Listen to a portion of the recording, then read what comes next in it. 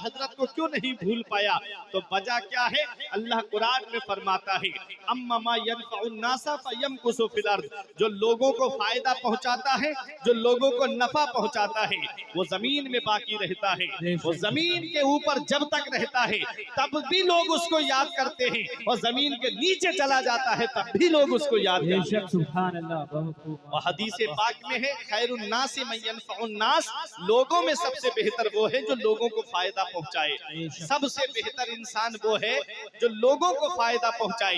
क्या आज हम अपने गिरेबान में झांक करके देखें? क्या आज हम अपने भाई को फायदा पहुंचा रहे हैं? क्या आज हम अपने भाइयों के काम आ रहे हैं?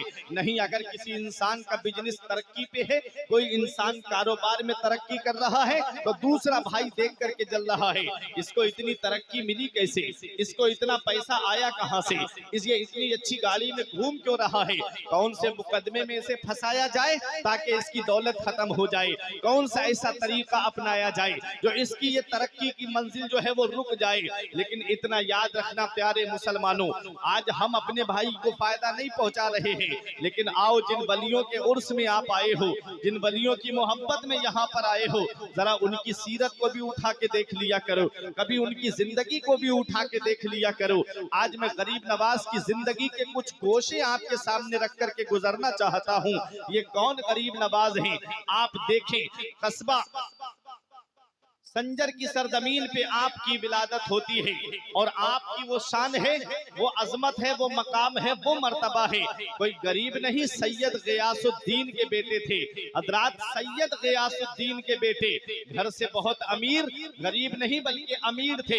लेकिन आपकी जिंदगी को आप देखिए, आपको विरासत में एक पंचक्की मिली थी और एक अंगूरों का बाग मिला था, लेकिन आपने वो बाग जो है वो फरोख्त करके माल माँ की खिदमत में ला करके रखा। माँ ने आधा माल राहे खुदा में खर्च कर दिया, आधा माल अपने बच्चों के लिए रख लिया। लेकिन फिर गरीब नवाज कहते हैं माँ मुझे इजाजत दो, मैं इल्म हासिल करने जाना चाहता हूँ, मैं तालीम हासिल करने जाना चाहता हूँ। कहाँ इल्म हासिल करने गए? समरकंद गए, बुखारा गए, और वहां से आप बेहतरीन आलिम और फाजिल बनते हैं। इल्म हासिल किया। ये पहले की माएँ थी जो जानती थी कि मैं अपने बच्चे को आलिम बनाऊंगी, जो जानती थी कि मैं अपने बच्चे को हाफिज बनाऊंगी। कितना फर्क है कल की और आज की माँ में।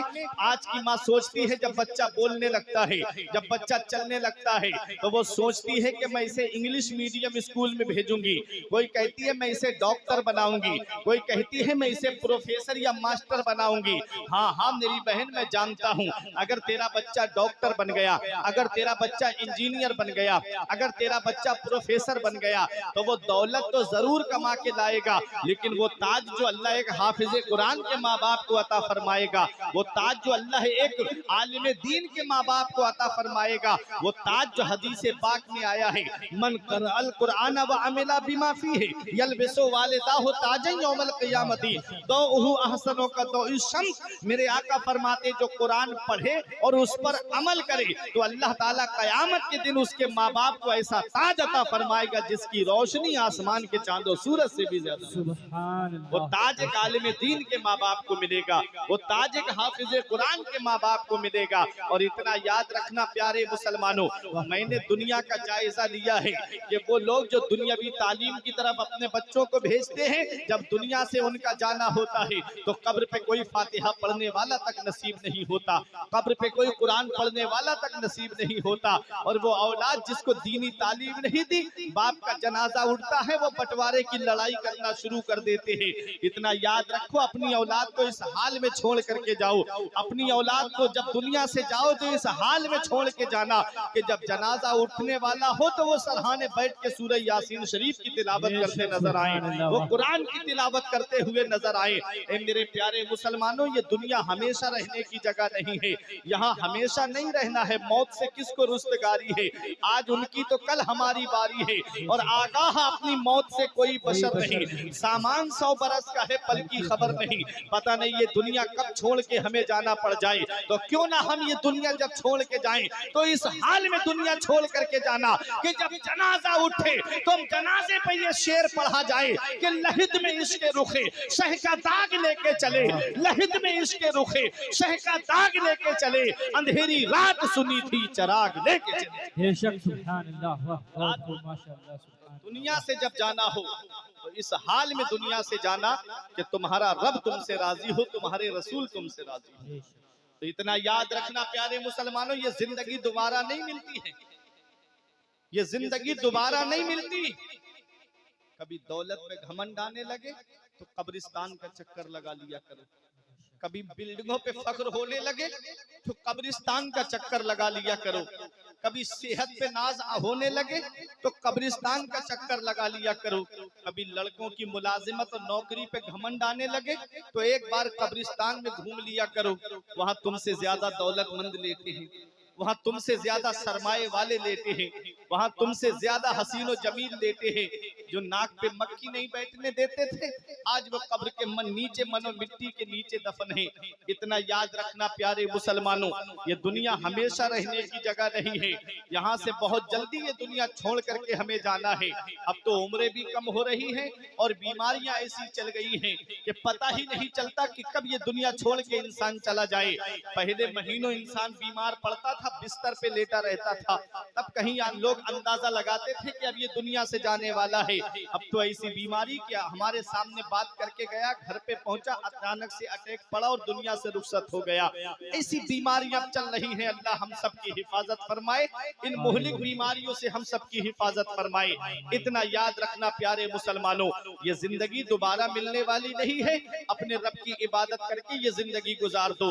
आज जिस गरीब नवाज का हम जिक्र कर रहे हैं, आज जिन सरताज मियाँ का हम जिक्र कर रहे हैं, आज जिन शाहमदार का हम जिक्र कर रहे हैं, आज जिस आला हजरत का हम जिक्र कर रहे हैं, आज जिन गौसे आजम का हम जिक्र कर रहे हैं, कभी इनकी सीरत को उठा के देख लिया करो। वो गौसे आजम जिन्होंने 40 साल तक ईशा के वुजू से फजर की नमाज पढ़ी, 40 साल ईशा की नमाज के लिए वुजू करते, पूरी रात अल्लाह की इबादत करते और फजर की नमाज उसी वुजू से आप अदा फरमाते।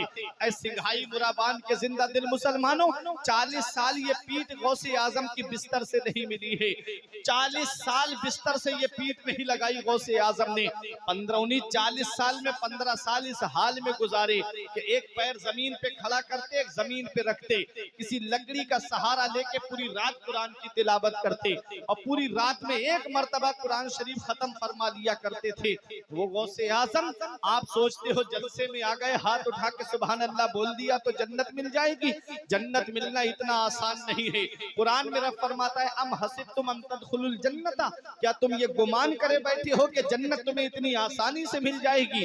जन्नत इतनी आसानी से मिलती तो मेरा हुसैन करबला के मैदान में 3 दिन का भूखा प्यासा जामे शहादत नोश न करता।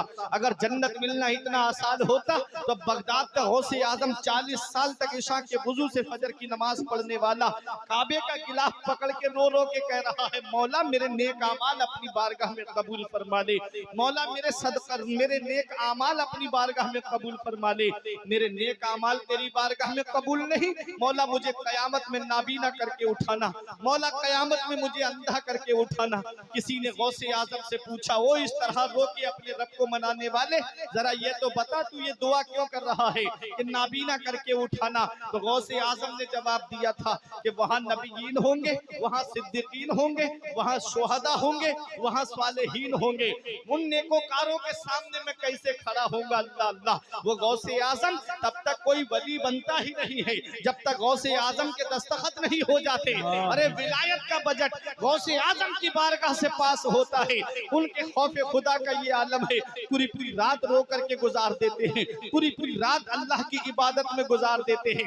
हमारे पास तो कोई नेकी नहीं, फिर भी हमारे माथे पे जो है शिकन नहीं, फिर भी हमारी पेशानी पे जो है वो नदामत का पसीना नहीं, फिर भी हमारी आंखों में नदामत के आंसू नहीं, कोई नेकी हमारे पास नहीं। हमारी मस्जिदें देखो तो खाली हो गई, मदरसे देखो तो वीरान हो गए। हमने सिनेमा हॉल को आबाद कर दिया। आज मेरी कौम के ये नौजवानों को देखो, मैं आपसे पूछना चाहता हूँ, अभी एक फिल्म रिलीज हुई थी, 3-3 हजार के टिकट लेकर के मुसलमान देखने के लिए गया। ये मुसलमानों का हाल हो गया है, फिल्में देखने के लिए इतना पैसा खर्च करेंगे। अभी इनकी अगर अमीरी देखना है तो मुसलमानों की शादियां देखो, अगर मुसलमानों की अमीरी देखना है तो इनके नाजायज शौकों को देखो, और इनकी गरीबी को देखना है तो इनके मदरसों को जाकर के देखो, इनकी गरीबी देखना है तो इनकी मस्जिद में जाकर के देखो। गुल्लक में डालेंगे तो वो 1 या 2 रुपए वो भी जोर से झटका दे करके डालेंगे, ताकि पड़ोसी को पता चल जाए कि मैंने भी सिक्का मस्जिद में डाला है। मदरसे का हाल देखो, मदरसे के तलबाए किराम के पास में कुरान शरीफ पढ़ने के लिए गरीब तलबा है, उनके पास कुरान शरीफ पढ़ने के लिए कुरान पाक नहीं। ये मेरे प्यारे मुसलमानों, यही पैसा अगर खर्च करना था तो मदरसों में कुरान शरीफ ला करके रख देते, जब तक बच्चे पढ़ते तुझे अल्लाह ताला उसका सवाब अता फरमाता। अगर तुमको पैसा खर्च करना था मस्जिद में कोई काम करा देते, जब तक वो चीज बाकी रहती अल्लाह ताला उसका सवाब तुमको अता फरमाता। लेकिन हुआ क्या, गुनाहों के कामों में हम आगे बढ़ते चले गए, गुनाहों के अड्डों को हमने आबाद कर दिया, सिनेमा हॉल हमने आबाद कर दिए, जिना के अड्डों को आबाद कर दिया गया, शराब के अड्डों को आबाद कर दिया गया। इतना याद रखना प्यारे मुसलमानों, हुजूर सरताज मियां के उर्स में आने वालों, उर्स सरताजी में आने वालों, जो जुआ खेल के मरता है वो मिटा दिया जाता है, जो शराब पी के मरता है वो मिटा दिया जाता है, जो अय्याशी करके मरता है वो मिटा दिया जाता है। अरे जो जिना के अड्डों को आबाद करके मरता है वो मिटा दिया जाता है, और जो नेक काम करके दुनिया से जाता है, जो नमाजें पढ़ के दुनिया से जाता है वो बाकी रहता है, जो रोजे रख के दुनिया से जाता है वो बाकी रहता है। अरे जो हज और ज़कात का अदा करके जाता है वो दुनिया में बाकी रहता है। उसको इंतकाल किए हुए कई साल क्यों ना गुजर जाएं, वो लोगों की जुबान पे रहता है। इमाम गजाली फरमाते हैं, लोग मरने के बाद में कब्र में चले जाते हैं, अच्छा इंसान लोगों के दिलों में चला जाता है, वो फिर लोगों की जुबानों पे जिंदा रहता है, वो लोगों की बातों में जिंदा रहता है। तुम चाहते हो कि तुम्हारा तस्किरा होता रहे, तुम चाहते हो कि मरने के बाद लोग तुम्हारा नाम लेते रहे, तो जुआ खेल के दुनिया से नहीं जाना है, मस्जिद आबाद करके दुनिया से, अपने रब की इबादत करके दुनिया से जाना है। कब्रिस्तान में बहुत लोग ऐसे लेते हैं जो तमन्ना कर रहे हैं, मौला एक बार दुनिया में भेज दे, कभी सजदे से सर नहीं उठाएंगे, कभी सजदे से सर नहीं उठाएंगे। अब उनको वापस आना तो है नहीं, तुम्हारे पास तो जिंदगी की सांसें चल रही है, फिर भी तुमने मस्जिदों को आबाद नहीं किया, फिर भी मस्जिदें हमारी सूनी हो गई। एक जगह का वाकया है कि इमाम साहब ने अजान दी, एक बुजुर्ग नमाज पढ़ने के लिए गए, देखा मस्जिद खाली, कोई नमाज पढ़ने नहीं आया, तो उन्होंने इमाम साहब से कहा एक बार अजान और दीजिए।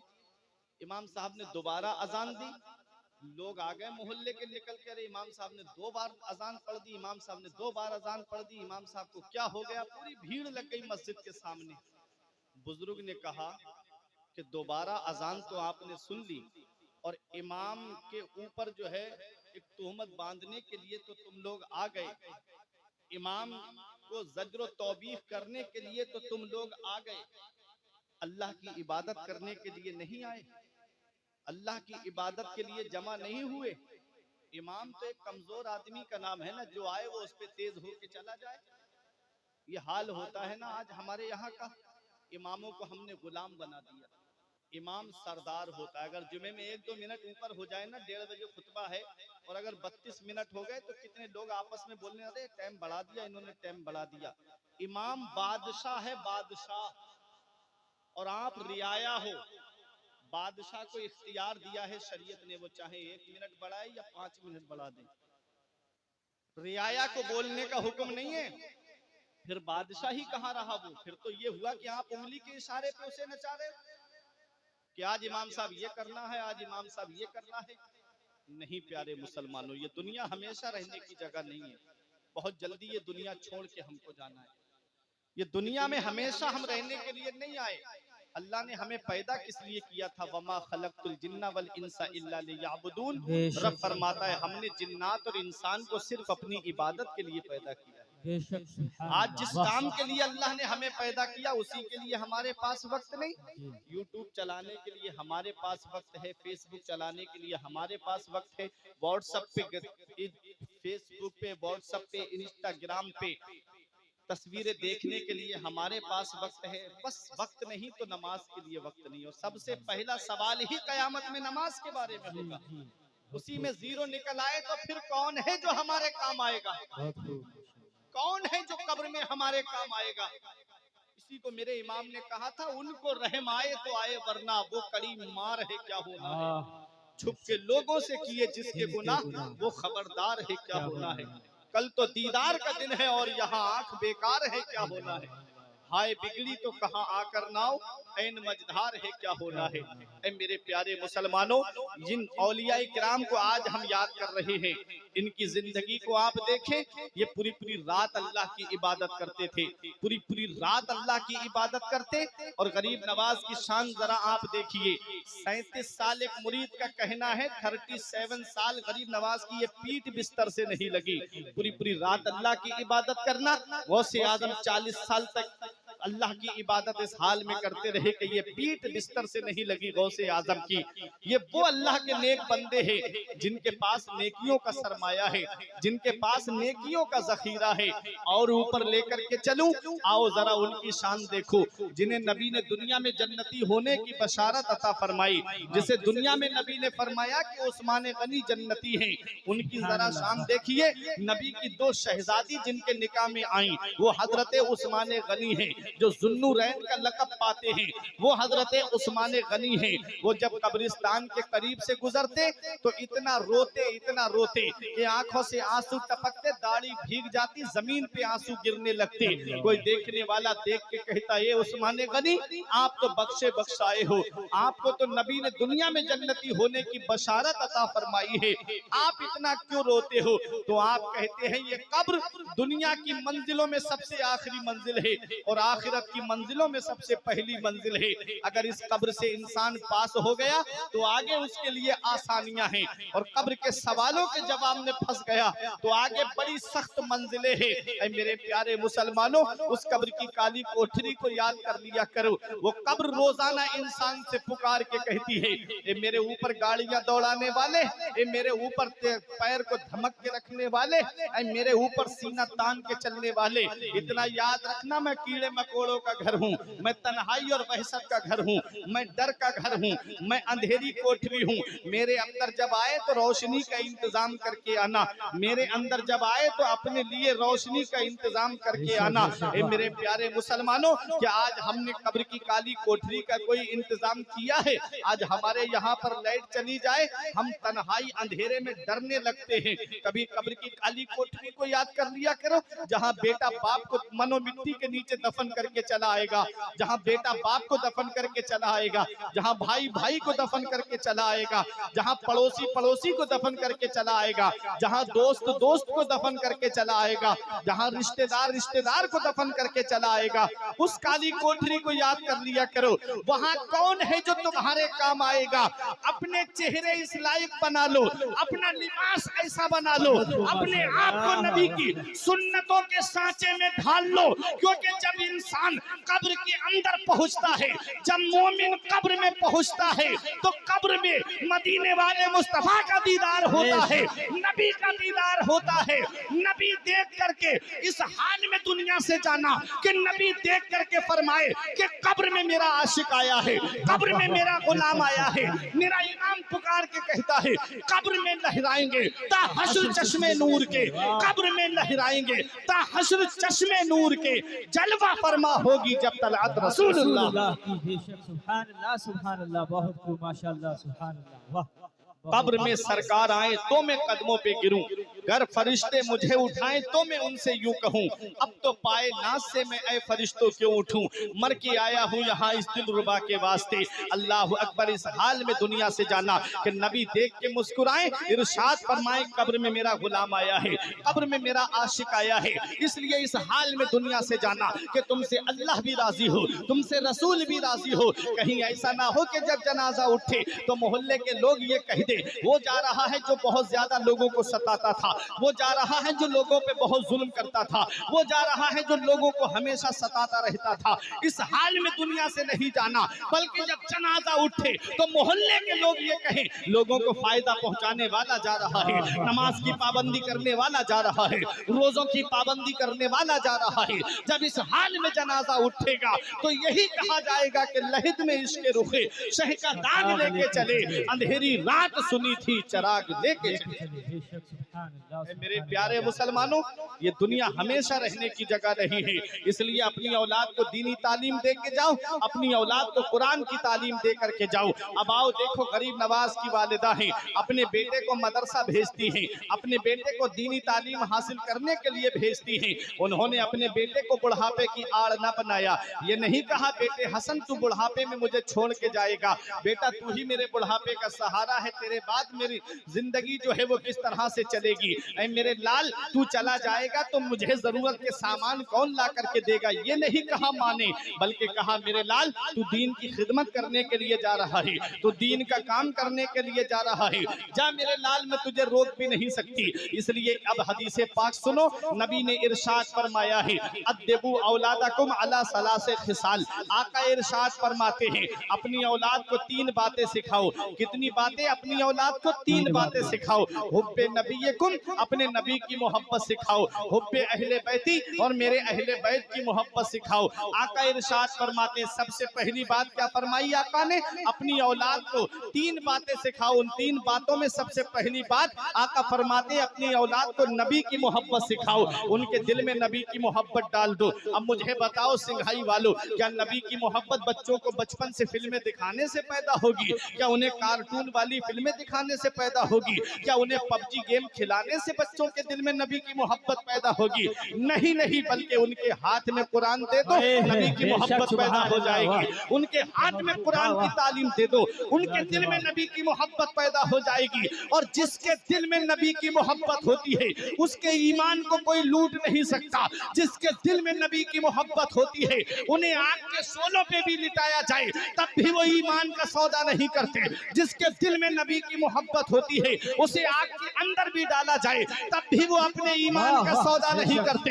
हजरत बिलाल हबशी को देख लो, नबी की मोहब्बत उनके सीने में है। बिलाल हबशी को देख लो, नबी का इश्क उनके सीने में है। उमैया बिन खलफ ने कोई जतन नहीं छोड़ा जो तकलीफ ना पहुंचाई हो हजरत बिलाल हबशी को, लेकिन वो यही कहते थे जिसे शायर ने अपनी जुबान में कहा है, तू हो के तुरशरू मुझे ईजा हजार दे, ये वो नशा नहीं जिसे तुरशी उतार दे। वो कहता था कलमा पढ़ना छोड़ दो। आप कहते थे कि जब तक जिस्म में जान है मैं अपने नबी को पुकारता रहूंगा, मैं अपने अल्लाह को पुकारता रहूंगा। वो आपके गले में रस्सी का फंदा डाल करके मक्के के शरीर लड़कों को दे देता। वो शरारती लड़के हजरत बिलाल हबशी को पहाड़ियों में लेकर के फिरते थे, गले में रस्सी का निशान बन जाता, लेकिन नबी की मोहब्बत नहीं छोड़ी, नबी से प्यार करना नहीं छोड़ा। एक दिन देख लिया आका ने बिलाल हबशी नबी को पुकार रहे थे। मेरे नबी अपने हुजरा मुबारक में तशरीफ लाए, हजरत अबू बकर सिद्दीक ने देखा, अर्ज किया आका आज क्या बात है? आका ने इरशाद फरमाया ये अबू बकर आज मैंने बिलाल को देखा है, उमैया बिन खलफ ने बहुत मार रहा है, मैं चाहता हूँ कि बिलाल को खरीद के आजाद कर दिया जाए। कहा या रसूल अल्लाह इजाजत दे, मैं बिलाल को खरीद के आजाद कर देता हूँ। हजरत अबू बकर सिद्दीक गए, उमैया बिन खलफ से कहा ए उमैया बिन खलफ मारना बंद कर, बता क्या गुलाम को बेचेगा?